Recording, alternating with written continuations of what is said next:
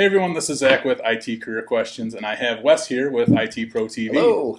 And today he's going to answer some questions, specifically IT career questions. That's right. So thank you for being here. No, Greatly absolutely. appreciate it. It's going to be enjoyable. I tell you what, it's a good thing when people have questions to be able to answer them, right? Oh, definitely, definitely. Big fan of ITProTV, and All right. been Well, watching you guys for a while. And very good, very good. So we're the place to be. yeah, definitely, definitely. I'm glad to be here. So yeah. First question I have for you, and this is actually a question that I ask a lot of people that I interview who are in IT. Somebody's looking to get into IT, what are some things that they should know? Well, I tell you, one of the biggest things is really like with any profession or any trade you get into, a lot of times what you're doing is you're learning a new language. So the first part, is to learn the alphabet, learn the language, learn the jargon. That's one of the things that I would definitely say. So starting out with some elementary type or basic fundamental skills. It depends if they're going for certification. Some people, pursue certification. Some people just pursue it for their own benefit. If you're pursuing it for your own benefit, then really the sky's the limit there on where you want to start. However, if you're going to get into the field, I would start out with like basic help desk type support, any kind of studying that you can do on that, And I do have some some ideas on certifications and stuff that people can get if they are trying to get a foothold inside, the IT industry in general. What kind of? Okay. Yeah. So some of the things that I think of CompTIA as A+ out there. It's an industry-wide vendor-neutral certification, and what it does is, once you study and you learn and you pass it, it validates your skills to be about the equivalent of what a 12-month, somebody who's been in the industry for about 12 months or so. So it's a very good starting certification. Everything today that we do revolves around networks, so you can almost can't do anything in computing today without networks. So networking is another one that I would also say. It's something like CompTIA's Network Plus. Again, it's another vendor-neutral certification. It does have an accreditation to it, it's ISO accreditation. I happen to be part of the CompTIA Instructor Network Advisory Board, so we're kind of very active in it. And it's, I became a part of that advisory board because I believe so thoroughly in it, because it's helped me tremendously in my career. But you don't have to stay with just CompTIA. You can go, if you want to go to the Microsoft route. Microsoft, I think it's been a couple of years now, they introduced something known as the Microsoft Technology Associate Certifications, and these are really just entry-level certifications. Again, it's not like going on to some of the higher-level certifications that you can get, but what it does, and they've got a good run of the gamut, right? So if you want operating systems, you want to kind of learn about that, you want to start there, you can. If you want to learn networking, server architecture, so it really depends on how far you want to go, but I would really focus in on just like help desk, right? What would help desk need? Because that's really where a lot of people are going to start, on some kind of help desk support. Yeah, the MTA I think is really funny, because they say that it's entry level. If you look on the Microsoft website, it says it's the entry level exam for Microsoft certification. But if you look through it, it's like there's all these file permissions and stuff that you need to know. So it's really funny how Microsoft words that. I feel like it really is. It is definitely kind of entry level. And I feel like if you study it and you take your time, just like the A+, you have to take your time to study it. But I feel like that's a very good certification to definitely go out and get. Yeah, absolutely. If you pair that up with an A+, I feel like that is like it's a good starting point. Oh gosh, yeah. Yeah, and it's good foundational knowledge, and it's knowledge that that you're going to use, pretty much then on, but there are certain things as you go on and as you progress that all become yesterday's news, and you won't really look at it anymore. It's kind of like if you think, you don't go to a doctor and say, hey, I'd like to see your high school diploma. It's not really what matters at that point. It's that doctorate that they got, on the wall. So, you will get to a certain point where, some of those foundational skills just become yesterday's news, because it'll just be so ingrained into you, and it really is why it can make even some of the entry-level certification. Now, remember, when we say entry-level certifications, we're not negating the professional. It's still a professional level certification, and that's why I say starting with those like those MTAs, the A+, the Net Plus, even Security Plus, if you will, really gives you just that good foundational core knowledge that you say, hey, I want to go farther with this, or not. Maybe you want to stay there, but if you want to go farther than this, it's a good branching point. If you want to go into Cisco, or if you want to go into Microsoft, or a lot of people like Linux out there, if you want to go into the Linux realm as well. But there's always a core set of knowledge that really doesn't matter where you go. Yeah. What's your favorite area in IT? If you were to pick one side or the other, because everybody is very Microsoft based or Cisco based. I feel like as far as a lot of my viewers, they're either they want to go server admin or network admin or security, which definitely falls more so on the network side. I feel like, but yeah, or could definitely still fall on the server side of things. But you definitely, if you're going security, you're going to have that whole. Yeah, security is about 80% paperwork, and that's what's maybe some people don't realize when they get into it is there's a lot of paperwork behind it, a lot of compliance. But I have been in the Microsoft world for a long time. I've got several certifications under for Microsoft under my belt, focusing in on client operating systems and the client side support because I was training in a past endeavor and still now training a lot of entry level people. So I got very familiar with the client-side operating system. I do have some server certifications as well, but really focus on the operating system and focusing on the networking stuff. And I dabble a little bit into security as well. I mean, it's definitely fun, and it's a good place to go. But that's where I really stay. I stay in the Microsoft world and more so on the Windows side and things like client MCSA exams, like that. Okay. PowerShell? PowerShell, yeah, I'm not scared of PowerShell. It can be a daunting task when you first get any kind of command line interpreter. They get in there. It's one of the reasons we have pretty desktops. Is because people wanted to steer away from that, and it's one of those things. History, kind of cycles back around on itself, and now you can see that there's more push towards things like PowerShell, command prompt, the terminal, if you will. Oh yeah, we use PowerShell a lot at work to automate things. Yeah, the automation behind it's great, it's fantastic. You mix that with something like PowerShell, the integrated scripting environment. It can really help people learn PowerShell too, right? Especially with like IntelliSense software that's in there that can do predictability and stuff. So yeah, definitely. And PowerShell isn't going away anytime soon, so that's definitely something to learn. And don't shy away from it. I remember the first time I opened a command prompt, my skin was crawling. I was like, oh gosh, what have I got myself into? But you can do it with some determination. And it's one of those things when you get into scripting and automation that can set you apart from the rest of admins that maybe don't study up on that. They just know basic hands-on configuration. But when you start automating stuff like that, can really set you apart from the rest of the crowd. Oh yeah, I remember years ago first opening up the command prompt and having that feeling. And this is God, I can't even remember 10, 12, 13, whatever. Sure. This is kind of scary, yes, and then just as a few years ago, 4 or 5 years ago, open up PowerShell and like having that same feeling, like, oh no, like this is going to be scary. Now it's used very, very widely with server administration now. It is, and you find Microsoft supporting both. Still supporting the traditional Windows command prompt and supporting PowerShell. And I actually got to talk to somebody with Microsoft and asking them, why do they still support too? And it's because, kind of like to your first point with scripting and automation, there's just so many people out there that still have their scripting environment they use that's native to command prompt. So when it comes to things like terminals and stuff, don't shy away from them. Get in there. It's daunting at first, but once you start learning it, sometimes you'll feel that you would rather do it that way than find a button to click. Oh yeah, I know. Like Microsoft Deployment Toolkit. Oh yeah. We still use a lot of batch files. Oh, sure. Yep. Automation and imaging and stuff like that. And that's another thing too.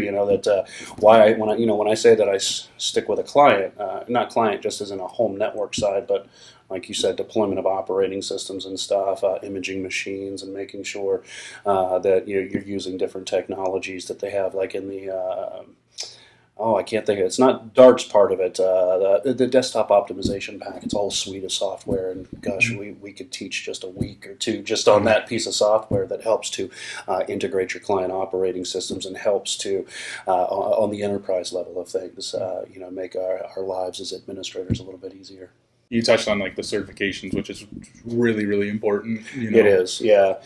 One of the good things too that you have at CompTIA, and even though CompTIA, they do look at the specifics of their certification. They've got what's known as the career roadmap, and they don't just focus on their certifications. Like you'll see Microsoft certifications, you'll see EC Council that does certified ethical hacking, CISSP. So, and what they say, they give you a whole entire roadmap, and it says, is this where you want to start? Well, these are the certifications you need to start in, and they give you a roadmap all the way up to expert level with things like the CISSP, which is sorry for the acronyms, but is kind of like the gold standard, platinum standard, really, when it comes to security and security training. So, and you can find out which way you want to go and what kind of certifications will get you through where you are now, and also get you to where you want to go in the future.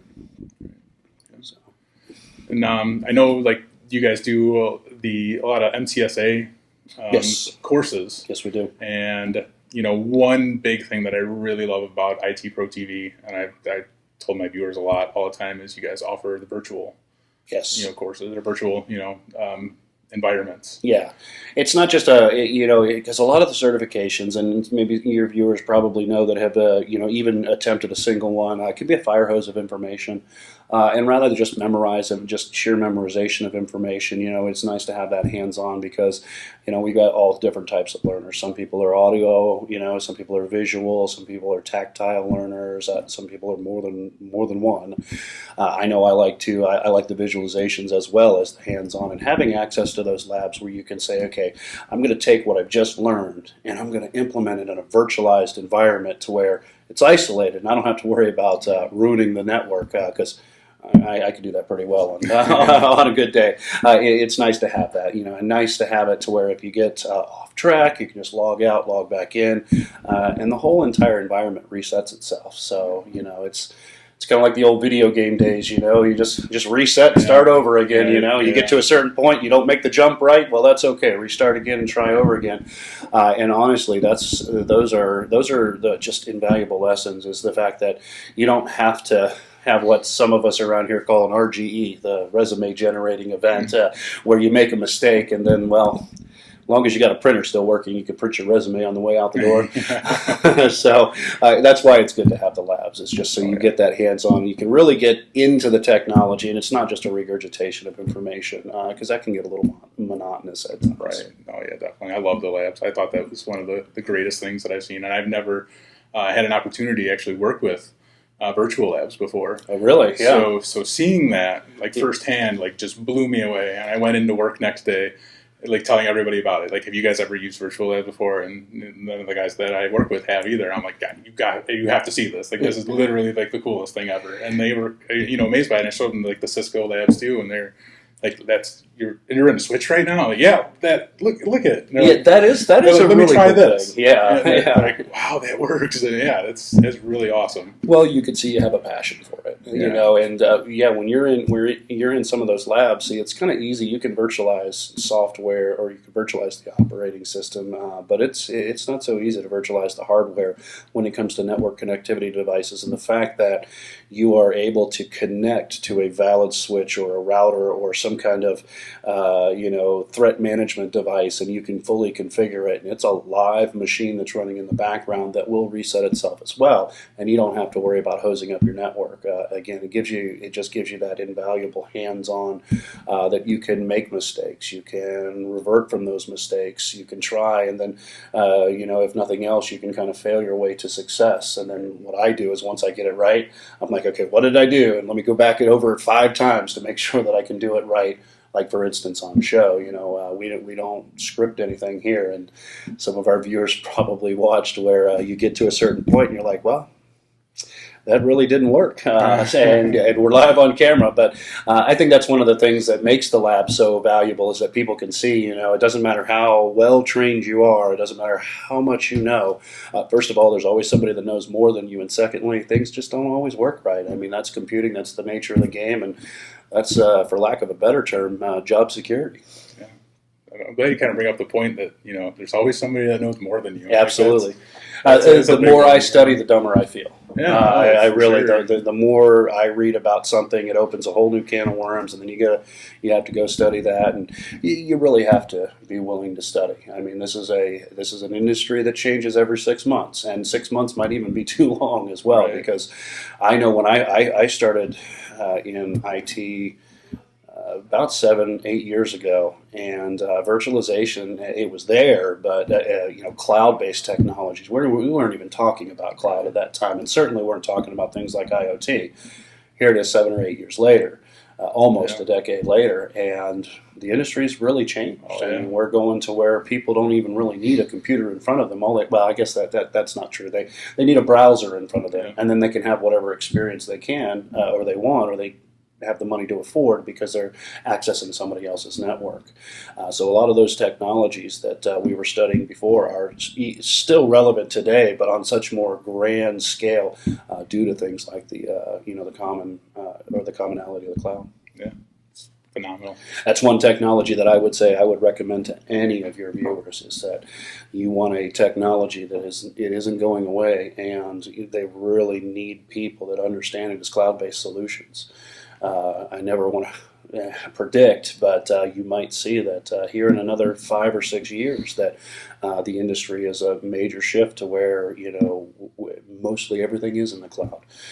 So, there used to be a time when we said, get your head out of the clouds. I'll tell you, it's the opposite way now. Right. You get your head in the clouds and learn it, because it is a valuable skill. Right. And, we moved a lot of our stuff at the hospital that I work at. We're about 140 out of our 170 servers are all virtual, and then we use thin clients, WISE terminals. Yeah, that's what we're using too. Yep. Yeah, it's almost the cloud essentially. It is. It's more on premise, but it's the same concept. Yeah. It's you got all your desktops, all your applications are running in a centralized location. Yeah, that's fantastic. Yeah, it's a lot cheaper too. It can a business solution. Yeah, it certainly can be.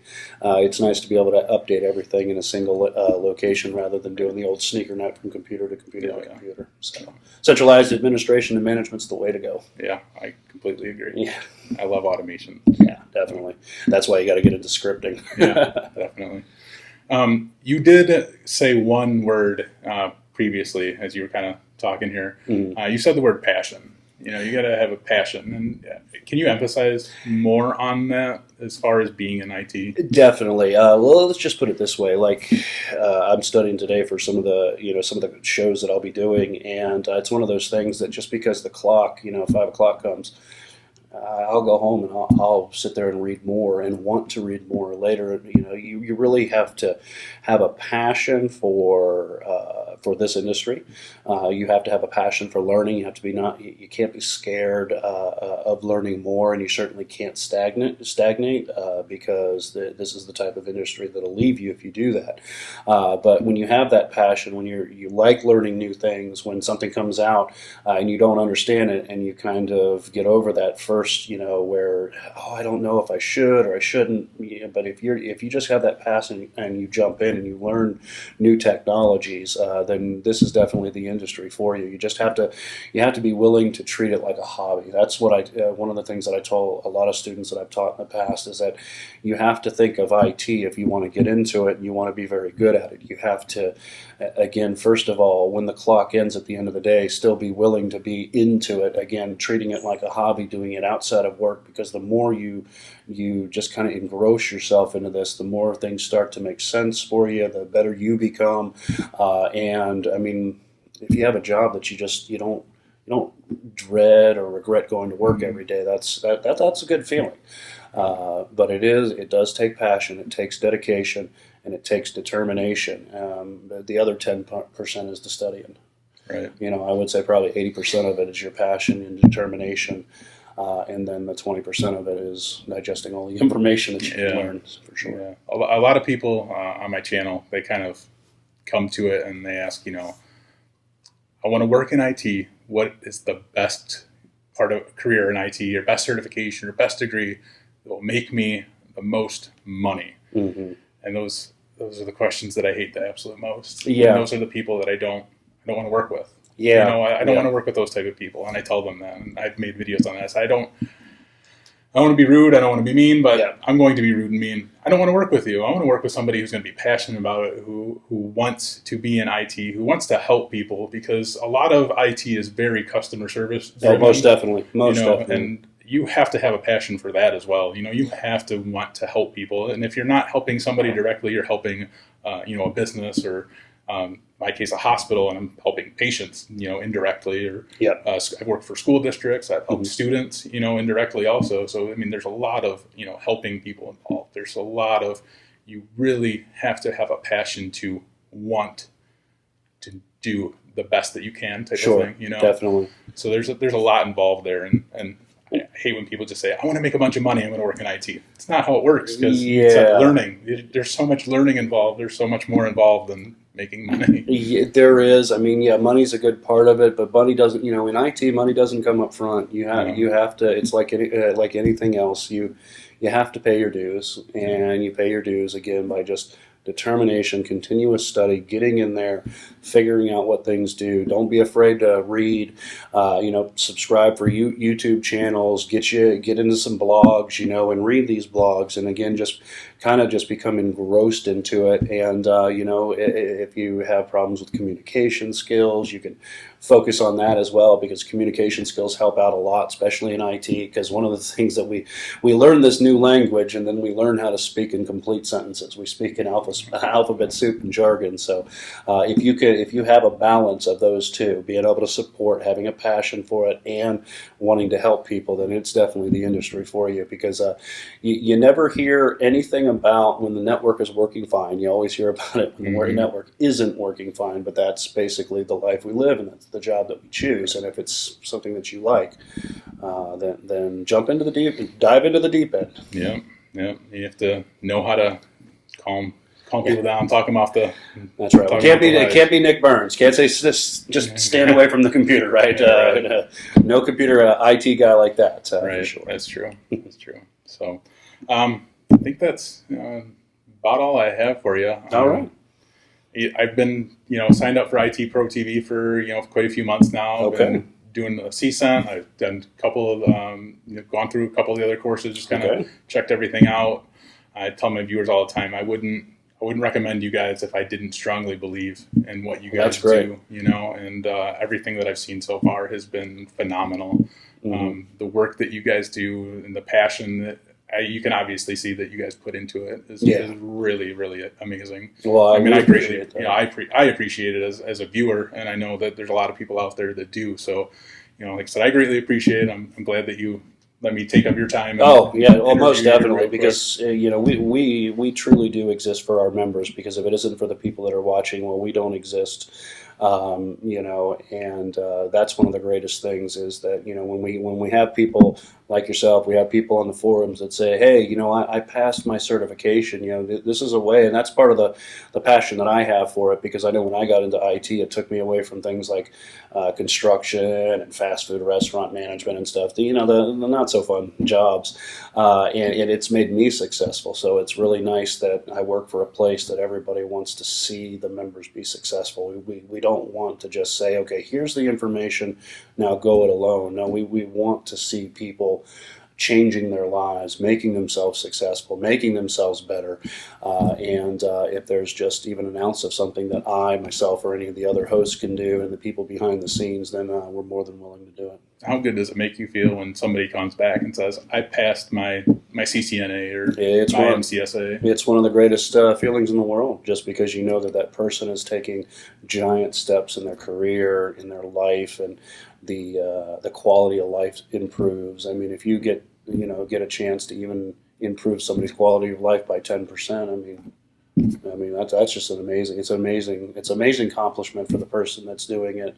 It's also an amazing feeling, on our end when we get to see that, because we know that that's ultimately going to better that one person's life, and we do it by one person at a time. Not just, hey, here's a group of 5,000 people.